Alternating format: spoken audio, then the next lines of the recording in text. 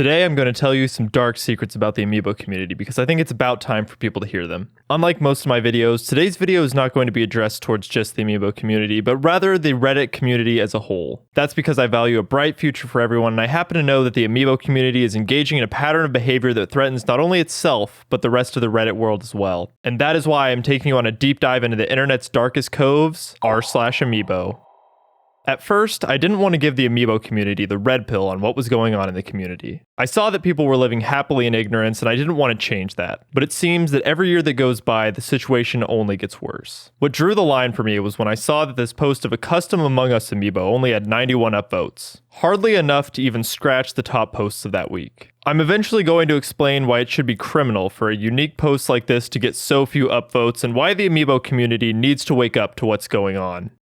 For those who don't know me, let me introduce myself and explain why you should trust this video. I've been in the Amiibo community for 8 years, having been a top Amiibo trainer for many of those years. Throughout my career, I've proved myself to not only be a top trainer, but also a top influencer for the community. Although I only have a moderate following, I've helped the Amiibo scene make significant progress in at least 3 major ways. The most notable thing I've done is create an auto-healing Rob Amiibo called Gyrocologist, which thousands of Amiibo trainers now use as a template for how to make the most toxic Amiibo. In 2020, I hosted an Amiibo tournament that failed to ban Bowser and Incineroar, which showed their overwhelming dominance over the scene. And finally, I made educational training videos covering many of Smash Ultimate's most popular Amiibo that taught people about Amiibo's most intricate mechanics. Something to know about all the innovations I just described is that they all went against the grain. These were all radical ideas at first, but the r/Amiibo community failed to see the value in my discoveries and instead kept upvoting posts of local Walmart stock. Today's video will go against the grain as well. However, today's video will have to do with politics rather than Amiibo technology. People may not realize this, but the Amiibo community's politics are in shambles right now. There's something unthinkably evil going on right in front of our eyes here within the Amiibo community, and I have the evidence to prove it. Today's video will be tough to stomach, but the longer people remain ignorant, the worse the situation will get, so we don't have a choice anymore. There's a quote that goes, "The greater the crime perpetrated by the leadership, the less likely the people will ever believe their leader is capable of perpetrating such an event." That quote was unfortunately a hit. I'm sorry, even for a parody video, this might be too much. Before I go any further, let me be clear about the magnitude of this video. This video is the final line of defense against a group of people who will continue to threaten the well-being of the Amiibo community if they are not stopped. If nobody stops these malicious actors, the situation will get endlessly worse to the point that it'll become comparable to a reign of terror within the Amiibo community. I know this to be true based on 3 factors. The first 2 are psychology and history, which I have researched both extensively to bring you this video. The third factor is classified information. I have compiled a folder that, alongside personal experiences, will reveal that several events that have occurred in recent years were politically motivated in ways that the Amiibo community didn't realize. One last thing I want to go over is why I believe this is a groundbreaking video. This video is a case study for how a community can be uprooted without even realizing it. It will show how platforms like Reddit can be weaponized in the modern day of social media. The Amiibo community must undo its way of thinking to enter a new era, and I have a feeling it will after people find out what they have become a part of. This is a story of political and psychological warfare that took place in front of your very eyes over the course of the past 8 years. As the only person in the entire world capable of telling you this story, I know that I have to, as it has the potential to change the timeline we live in. 2 years ago, an anonymous source emerged as a whistleblower who stated that they were tired of the r/Amiibo mods shaping the discourse of the entire r/Amiibo community. This person's outcry did incredibly well on both Twitter and Reddit, but their efforts were snuffed out by the very people that they were trying to rise against. A lot of feuds with the r/Amiibo mods will go this way. People realize that beefing with one of the mods will lead to war for the rest of their lives, so they give up. The mods then get their way and the cycle of abuse repeats itself. Since any attempts to speak out against this behavior are met with silencing efforts by the mod team at r/Amiibo, I'd like to reopen the case. I'm going to explain to you why these moderators are a disease that can be fully expected to erode the Amiibo community within the next few years. The Amiibo community simply doesn't understand the crimes that the r/Amiibo mods have gotten away with. There's only one type of society in which these disconnects exist, and that is a totalitarian society. Under totalitarianism, it may not be entirely clear whether those in charge are truthful and heroic or not. This is because, while they give their citizens a place to live, totalitarians deprive their citizens of basic rights by controlling the press, performing mass surveillance, and resorting to state terrorism, which is when the state attacks its own citizens in order to instill fear. The reality is that totalitarians are neither truthful nor heroic, but they make their citizens think they are in order to mobilize them. This is done through either manipulation or force. In the case of the r/Amiibo mods, this is exclusively done through force. If you look at the current state of the Amiibo community, it is in line with the totalitarian regime, and that is entirely because of the r/Amiibo mods. It's obvious that the mods want full control over the Amiibo community based on several of their tendencies. A dead giveaway of the intentions of the r/Amiibo mods is the fact that they censor anyone who disobeys them on the subreddit, to the point that there are probably thousands of people banned. The strategy isn't being used by some random person either. It's being used by the people with the highest authority in the entire community. When you think about how dangerous the strategy can become over time, it should actually be illegal, and I'll explain why.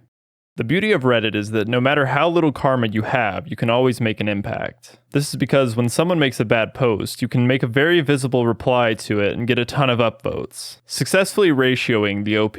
However, what the person with maximum authority over the community can do in response is ban and censor every single person with a dissenting voice. I call this strategy pest control. Over time, pest control has a damaging effect on the population because of the way crowd psychology works. Let's say that there are 10 supporters of the moderators and 10 dissenters to begin with. All 20 of these people have an equal right to free speech, so each post is met with equal discourse on both sides. As time goes on, the mods make it clear that they will block every single dissenter that is not in lockstep with their vision of the subreddit. The first thing this does is it scatters the viewpoints of the dissenters. They are swiftly banned, which makes it impossible to reply further. This causes the dissenters to lose their power in numbers, and they become powerless, creating a space that is full of supporters with all the dissenting voices being snuffed out. At this point, the dissenters can choose to do one of three things. The first thing they can do is keep making new accounts so that they can attempt to have their dissenting voices heard, which, like I said, has no impact as they will continue to be silenced. This leads to the second thing that they can do, which is to give up and stop dissenting. It is highly likely for a dissenter to choose this option once they realize they will continuously be denied the opportunity to post on r/Amiibo. Unfortunately, this leads to the third option. If a dissenter wants to remain involved in the conversation, and they only have one real option, and that is to turn to the dark side. By mutinying into a supporter, the former dissenter is now forced to conform to the standards by which the r/Amiibo community has artificially been subjugated to. Creative posts regarding anything that isn't a picture of your local Walmart stock or a blurry image of some random Amiibo are impossible to get through the authoritarian regime of the r/Amiibo moderators. The community they have cultivated through their actions will also shun you for daring to post anything remotely related to an Amiibo's actual purpose. When you think about the effect pest control has on crowd psychology, it deserves to be illegal. It is a mass manipulation strategy that looks to encroach on people's free speech, and the only reason we didn't realize it earlier is because social media is still new to us. The reality is that by performing pest control, someone with a high enough authority can filter out anyone who disagrees with them and turn their community into a cult. Pest control is nothing more than a censorship tool, and the fact that the r/Amiibo mods seem to have pioneered it speaks volumes. The biggest red flag of all, however, is something that no one would have ever guessed. Many studies have shown that one's personality can be accurately inferred by the type of content that is or is not allowed by a moderator of any platform, which is why I need to raise an issue with something. Why did the r/Amiibo moderators allow this image of a custom Ryuk amiibo to stay up without stepping in 7 years ago? If you understand who Ryuk is and the anime that he comes from, then it makes all too much sense when you consider everything else that I've told you. Death Note features a protagonist in Light Yagami, who is a brilliant high school student on the outside, but an infamous political criminal on the inside, whose goal is to become the god of the new world. He's able to remain undetected for many years by outwitting everyone in his way. Essentially, Death Note is the story of a totalitarian regime that ends up casting darkness over the entire planet. The story that's unraveling right before our very eyes is strikingly similar to Death Note. The Death Note is a book that can be used to issue death sentences simply by writing someone else's name down. Should this tool fall into the wrong hands, it would terrorize an entire society. The funny thing is, the r/Amiibo mods are basically trying to turn the Amiibo subreddit into the Death Note. Through the use of modern technology and a good understanding of crowd psychology, it's actually possible to create a Death Note nowadays, and people need to be wary of that.